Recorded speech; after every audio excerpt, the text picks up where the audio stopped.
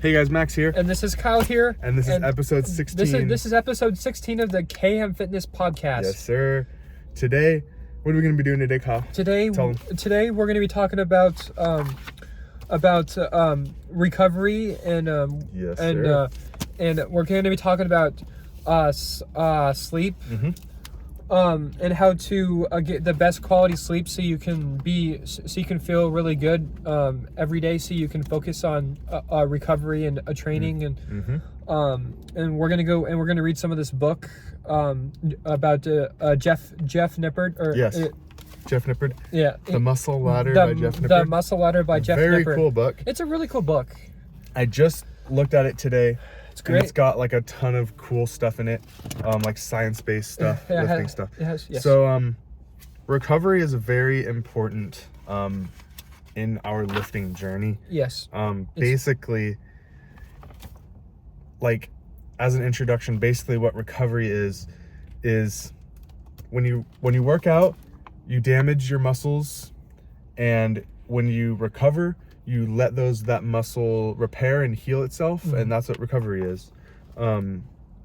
So here, what Jeff says in the book here. Jeff says. So it says, the volume and intensity of your workouts generally determine how long it will take to recover. If you go longer than usual or push yourself harder than usual, you need more recovery time before the next workout. So pretty simple, pretty self-explanatory. Wow. You know, I feel like if you're lifting pretty light, if you're lifting pretty light, you don't really need that much recovery time. Mm-hmm. But if you're going pretty heavy, you probably need a little more recovery time. Exactly. It kind of depends on what you're doing in the gym and what kind of workout plan you're on. Yeah. Another thing that determines how much recovery you need is if you have a physically demanding job, how much stress you have. Is that what he says in the book? So it says, if you have do you have a physically demanding job? Okay. How much stress do you have at work and home? How well do you sleep? And does your diet support your training and recovery? So those are pretty important ones. So if at work, if you're doing a lot of heavy lifting all day, and then you get off work and you come to the gym and you absolutely crush your workout and you go super hard and you go home, you're going to be tired. You're probably going to need a lot more recovery time just because you're already, working out at work. Yeah.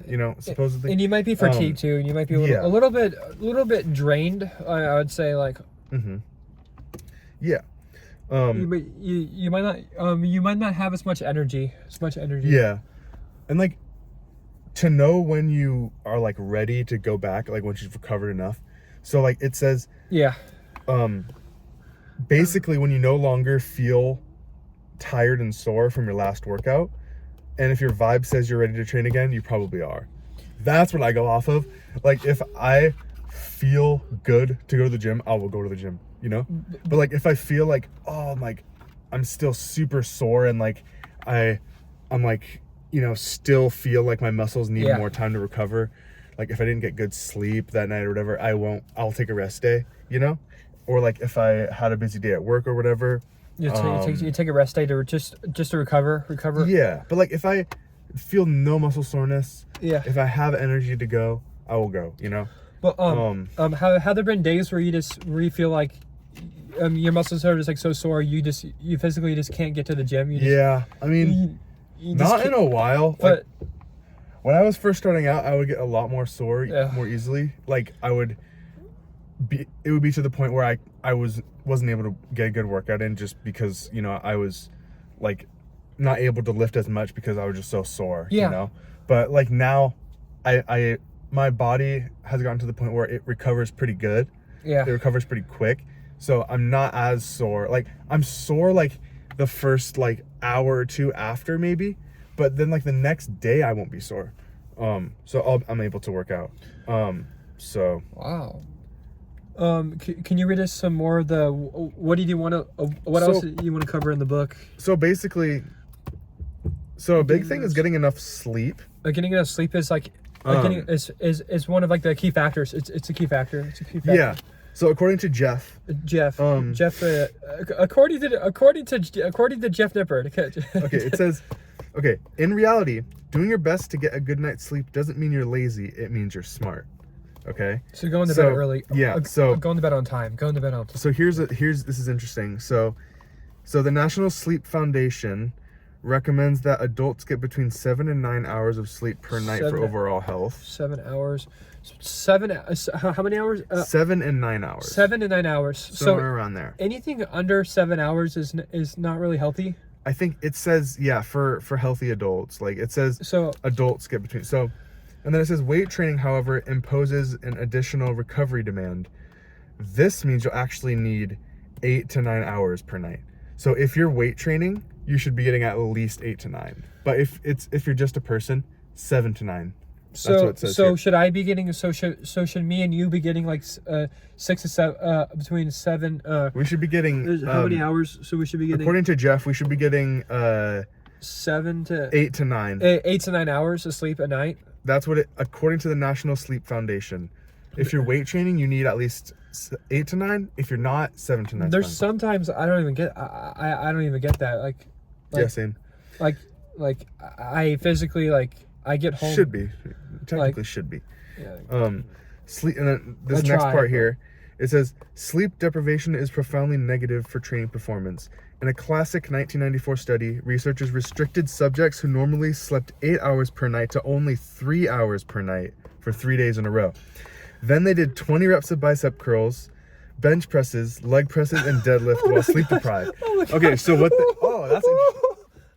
Okay, as you'd expect, there was a significant and linear decline in the amount of weight they could lift Because I for feel the 3 compound exercises. because I feel like if you're tired and fatigued, you're probably not going to do well in your workouts.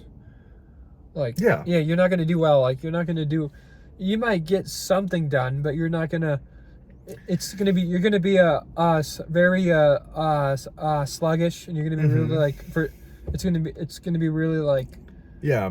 it's not going to go well for you. And then this is interesting for the study. It says that this effect of being sleep deprived, it had more of an effect on bench press, deadlift, and leg press. Yeah. So the exercises that are more complicated, that have more, muscles involved, it had more of an effect on those than it did of bicep curls. So bicep curls, they were still able to do the same amount. Yeah. Oh my gosh. Look at those biceps popping. My biceps are popping. Yeah. They're popping. Yeah. So it had more of an effect on the compound exercises than it did on the more isolation exercises, which is pretty interesting. There's 3 more studies in here, but it's kind of a lot to read. So It's a lot. Just try to skim through it. and then so at the end here it just says, I prefer to think of it this way. Any increase in sleep duration, even if you still fall short of 8 to 9 hours, is a move in the right direction, and should give you tangible benefits. So I should be getting. So if I go to bed at 10, Mhm. I would have to wait until 7 or so to get up Yeah. But If you went to bed, so it's because I don't get home from work until later in the evening. So and that's the only time I have to go to the gym is usually at 5 in the morning. Yeah. At 5. I mean, same. Usually for me, it's 7 a.m. But I'm not. I mean, I've had days where I've got home from work at 10 and woke up at 5. Yeah. That's not mean, that's not really ideal, but That's 10, 11, 12, 1, 2, 3, 4, 5. That's 7 hours. So that's pretty good. I mean, But that's okay, I guess. so then there's some other things here. So other ways that you can improve your recovery. So get enough sleep. You're gonna We just talked about that. eat a better diet. Yeah, so that's a big one. Another factor, another key factor that Jeff Nippert said, Jeff Nippert says, okay, is you have to be eating the right foods. Yes. And you have to be in the kitchen, and you have to be cooking up good food, because you're not going to be getting any you're not going to be gaining any progress by eating those Cheetos or those sodas or those protein's a big one. Proteins, and then you have to stop eating like you have to stop eating like not like a bunch of junk food that doesn't really fill you. It doesn't. Yeah. It's like empty calories. It's empty calories. Yeah, like here it says, fortunately, good nutrition in the context of recovery is incredibly simple. Your main concern is eating enough calories to replenish your energy stores and enough protein to build new muscle tissue. Then as long as your meals provide a variety of vitamins and minerals, you're good to go. So that's pretty simple. And then it says, so you should aim to consume about 0.6 to 0.8 grams of protein per pound. It kind of depends on on how tall you are and how much you weigh. So like you should aim to consume 0.6 to 0.8 grams of protein per pound of body weight. That's what it says here. But you have to weigh yourself. You have to weigh yourself and make. You have to know your body weight. You have to know your body weight. And then I'm not the best at math, so I can't really calculate that right now. But yes, these amounts are sufficient for recovery for the majority of beginner and intermediate lifters. So I think for me, I'd probably have to do a little more than that. I think I'd probably have to do like a gram of protein per body weight. A gram, just because I have more muscle mass. But like if you're starting out, that would definitely that would be good. So getting enough rest between workouts. This is another big one here. Even with optimized sleep and nutrition, your muscles still need time to repair the damage caused by weight training. Exactly how much time you need between sessions is hotly debated among exercise scientists. Wow. So let's see what Jeff has to say here. Jeff. So let's see what Jeff says. Oh my gosh. So let's see here. I think, where does it say it? What's about? So it says, for example, let's say I go to the gym today and do just one relatively light set of bicep curls. That's it. Very little muscle damage would occur, and my arms would easily recover in time for tomorrow's workout. Now let's imagine I do barbell back squats and I really get after it. 5 sets of 5 reps using near maximum weights. It would probably take 3 to 5 days for my quads to fully recover. Wow. Oh, wow. So if it had been a while since, it takes 5 days for your quads to it says that here. I mean 3 to 5 days. I mean, but you can still do stuff. You can still, on those off days, you can still go for a walk, and you can do like low key stuff like you can go for a swim, you can go for a hike or something, or so, and then it says recovery times are highly context dependent. So I think what that means is like if you're going into the gym and you're doing like your max bench like every single time, like if you go and you do like your max bench, like you do like 3 sets of 10, like 225, and like you're just like maxing out. You're really pushing it. Yeah. It's gonna take a lot. It's gonna take many more days for your body to recover from that than if you went in and did like 4 sets of 12 like lightweight dumbbell curls or something like that. So like that's pretty simple, pretty easy to understand. And then it says here another step here, practice proper technique, which is definitely a big one. Practice proper technique. Mm-hmm. So what he is saying is he wants you to choose a lighter weight and try to learn the form and get that down first before you can move on to like a heavier weight, which is very, and that's kind of basic. It's kind of like general. Yeah. And it's kind of like because you don't want to go too heavy too early on in your weightlifting journey, because Yeah. if you do that, then you might tear a muscle, or you might Yeah, I mean, it's like this chapter is all about sustainability. So like the things we've been talking about this episode are all things yes. that relate to like sustainability and being able to work out for longer. So like if you're doing really heavy weight with bad technique, you have a way higher chance of injury, which can put you out of lifting for a while. And you know, like technique, that's one thing that in the last episode we talked about making workouts fun. That's one thing he says in this book. yes. And I actually think that learning the proper technique is actually pretty fun. Yes. Like, you know, like making sure. So here it says. So what do you say? How to have good form is control the negative. So control the negative. Don't let the weight free fall back to the starting position. Control all the way down, right? So, and then also move through a reasonably full range of motion. On most exercises, you should work the target muscles through a deep stretch at the bottom and a full squeeze at the top. So that's something that I try to do as well for form.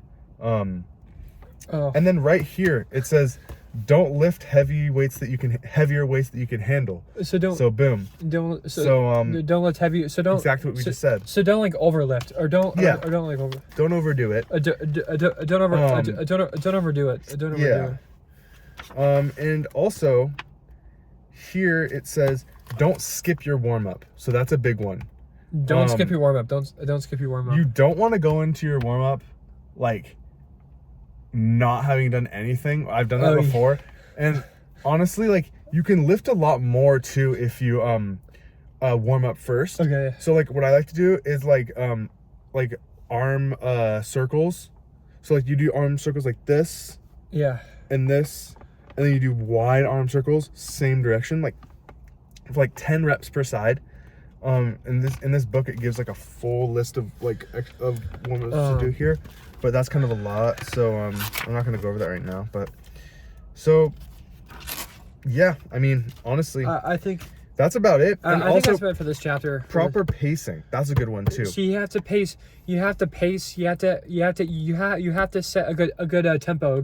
Yeah. A good tempo. That as well. And also pacing in the sense that like not having your goals be too big, big when you're first starting out. Yeah. Oh So oh my god. but yeah.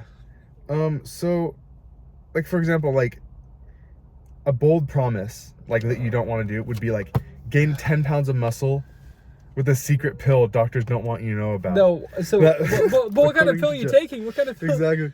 Lose 20 pounds of fat with this workout hack. Add an inch to your arms overnight, which is a lot of things that like a lot of Instagram influencers would say. That's just really not that. But interesting.